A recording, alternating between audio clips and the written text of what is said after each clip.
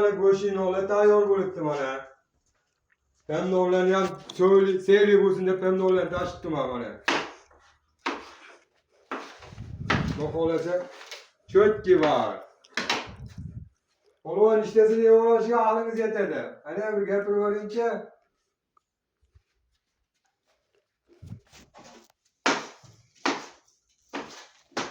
Ha, işte tayyor bo'ldi. Tukush boshlaymiz.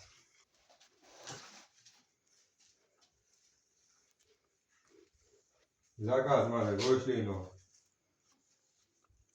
Qo'y go'shtida mana.